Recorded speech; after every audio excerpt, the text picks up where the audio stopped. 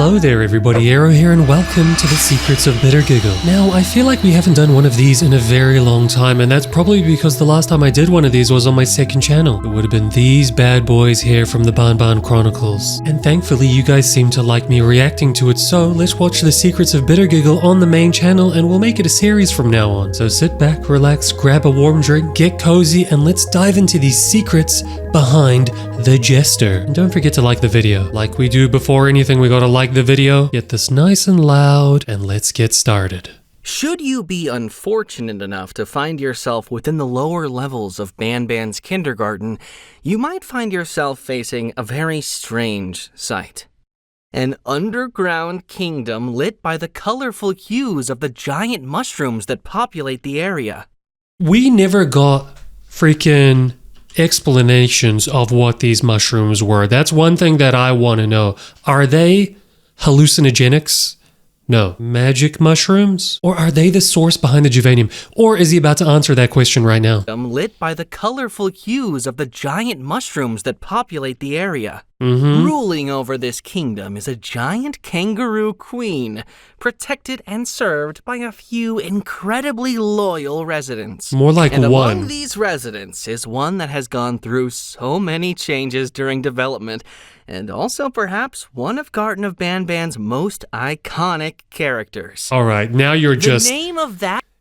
Isn't the guy that's narrating this the guy that narrates or does the voice acting for Bittergiggle? This is just self-promo. That resident is Blitzercup. Or... Blitzercup? Why would they... You know what? I'm not even going to say anything. At least that's what the game files may lead you to believe. No. The name of this resident is TITTER. Or at least that's what he was originally going to be called. This is getting weird. His name was changed for one last time to...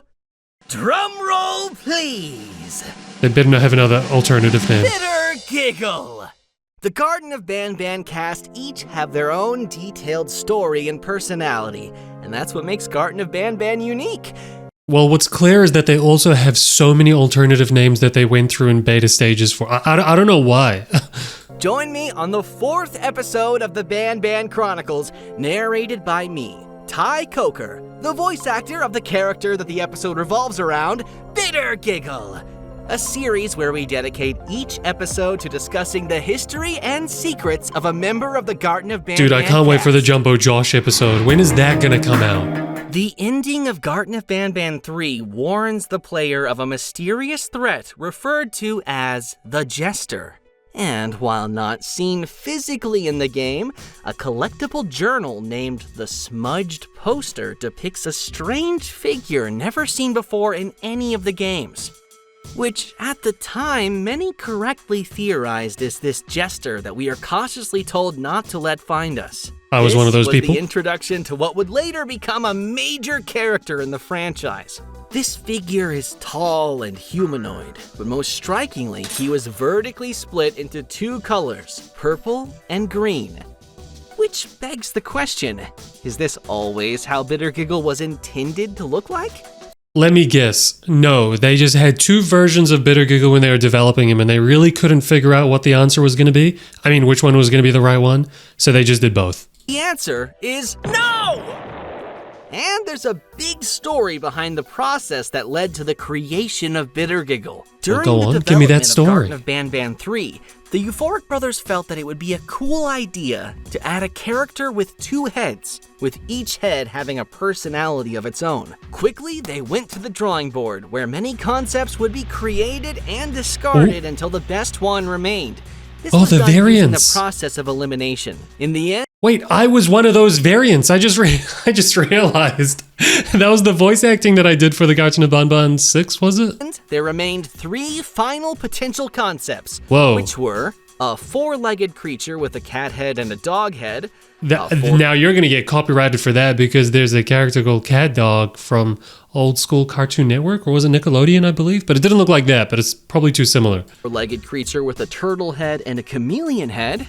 Sound familiar? And a creature that didn't have two heads per se, but his body split into two different contrasting sides. The four-legged creature with a cat head and a dog head was the next to be eliminated, permanently banished to the dark realm of scrapped Banban content. What I want to know is whether they're going to acknowledge the fact that Bittergiggle Jester has two mouths technically. Like that crack down the middle, that's a mouth. It's not just the splitting of his two forms. Wait, is that where Zolphius lives? This left one hard final decision to be made. Who gets the Banban hammer next? Hey, forget Banban. The turtle and the chameleon? That drove me insane because I had to do it so many times to try and figure out that secret door that you open there. The two-sided freak that looks very much like a jester. Just like that, the first two members of the mutants family were created, forever bonded by the fact that originally only one of them was supposed to make the cut.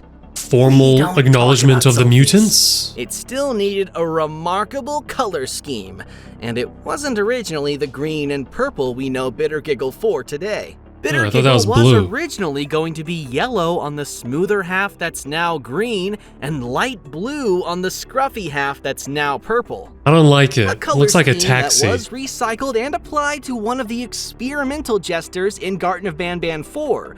Speaking of the experimental jesters, they weren't originally called experimental jester. They were originally called the hybrids, as can be seen on the file names of their voice lines.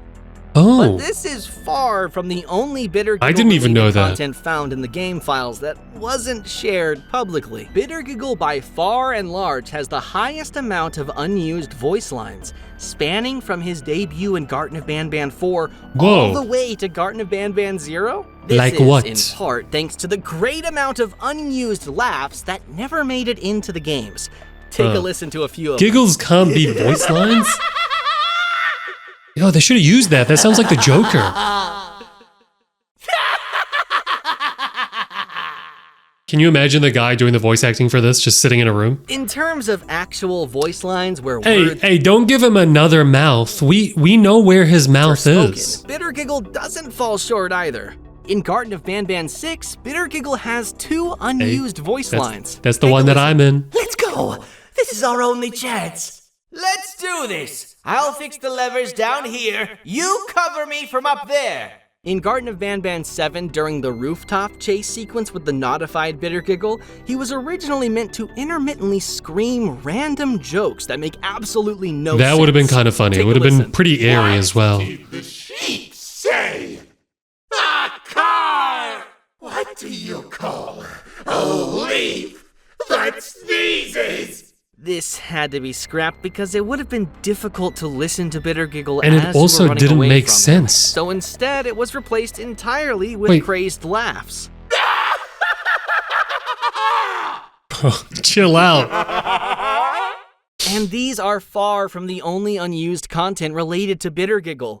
As with most other characters, how much unreleased content did this guy make? Bittergiggle 2 remains part of many unused scripts and sequences, once again spanning from Garden of Banban 4 all the way to Garden of Banban 0. During the climax of Garden of Banban 4, the player witnesses Bittergiggle achieve his goal of making Queen Bouncelia laugh, but not before his massive pet Kittysaurus and a mutated little beak engage in an intense fight. This all takes place within the Queen's throne room. But what if I told you that this entire sequence was originally going to be very different from what it ended up being?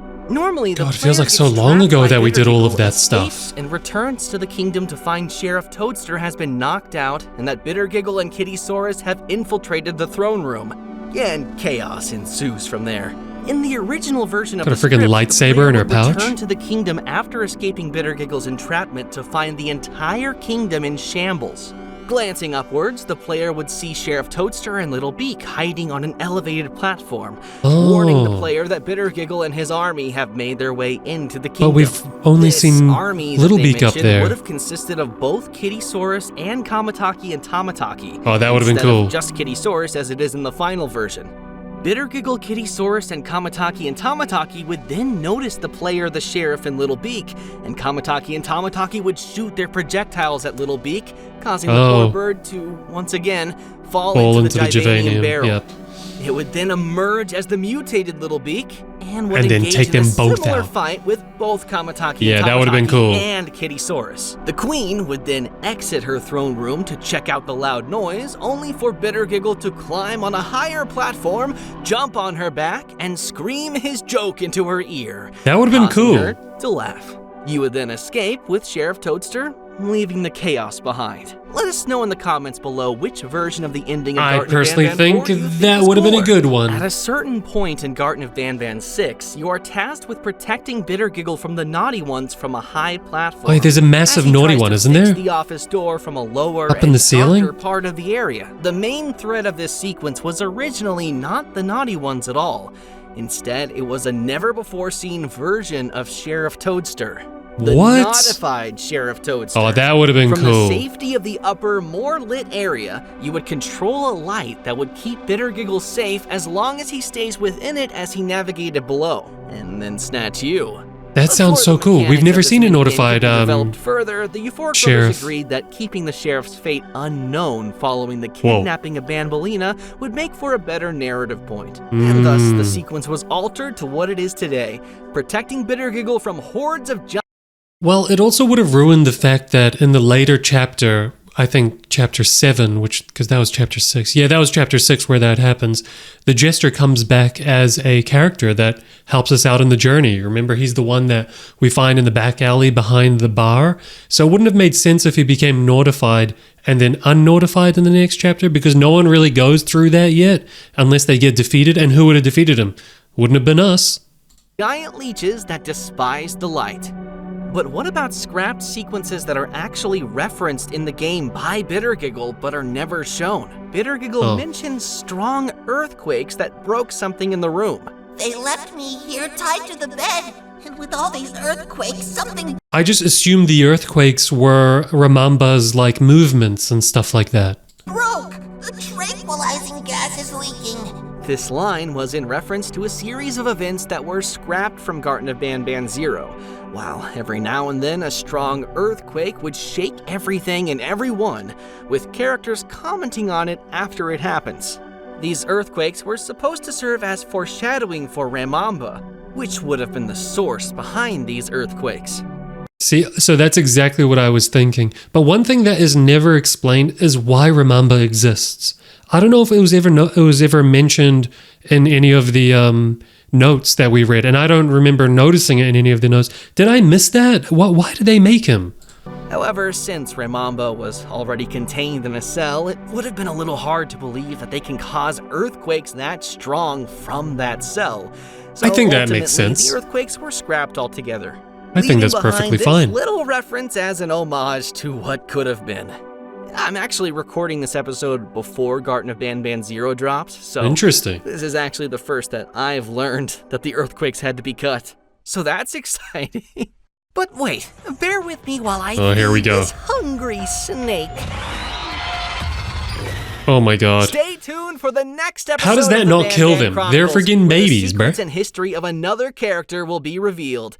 Comment down below which character you want to learn more about next. Right, and it's keep Jumbo on Josh. Banning. All I want to see is Jumbo Josh. I'm sorry, I'm going to have to give that a 0 out of 10 because they didn't mention the most illustrious Bittergiggle variant.